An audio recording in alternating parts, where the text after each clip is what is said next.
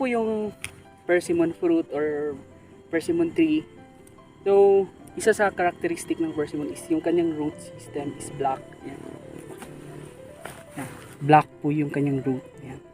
So, meron din po akong ibang tinanim, gaya yan. Yan po yung black sa pote. Bali kapamilya rin po siya ng persimmon.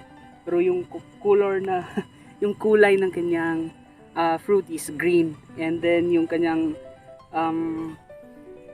flesh is black. So ito kasi may pagka yellow orange. Ayan. So I don't know lang kung anong exact variety nito.